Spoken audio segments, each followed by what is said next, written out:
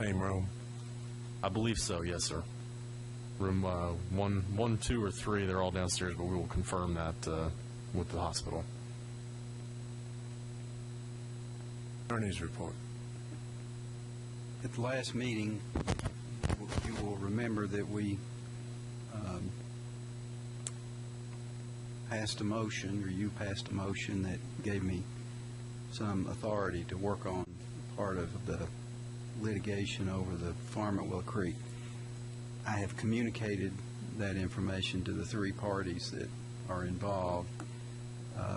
I've heard back affirmatively from one of the parties. I have not heard back yet from the other 2.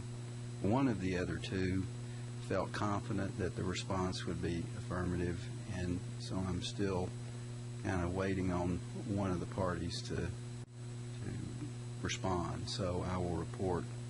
I'll send you a memo once I hear back. I should hear something in the next few days.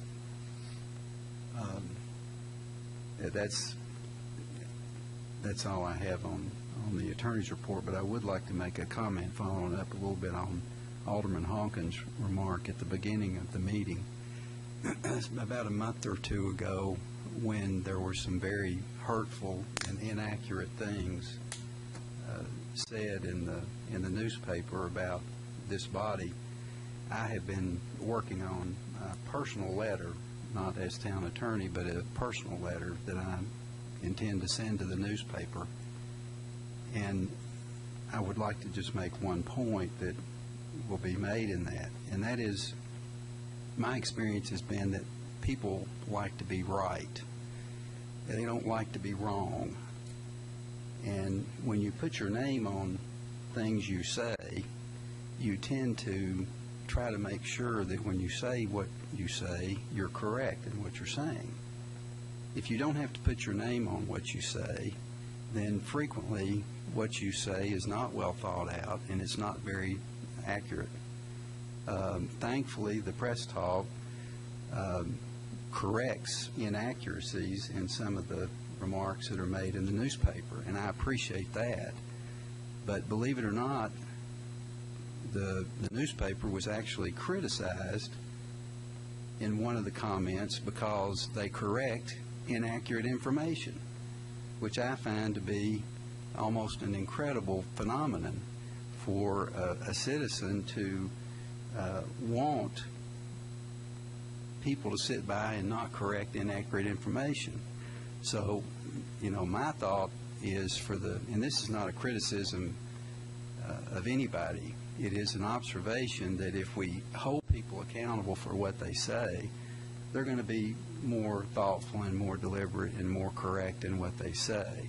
So it seems to me it makes a lot of sense, if you're going to publish what somebody has to say, all you should ask them to do is put their name on it.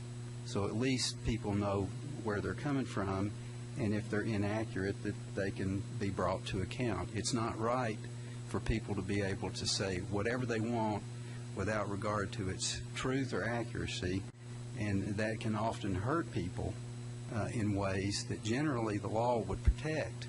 But when they're hidden, their identity is hidden, it's hard to call them to account. And that would just be my comments about that. Well, the fact is that Alderman Honkin basically said the same thing. People ought to have to identify themselves. Somehow that gets turned into, we want to restrict freedom of speech. And frankly, I resent that. And I think I would add also that with an anonymous column, we don't know if those 8 letters there taking one side or another isn't the same person calling in 8 times with 8 different remarks. There's no way of knowing. So it's virtually meaningless. It's just, what does it mean? It's pretty much useless information.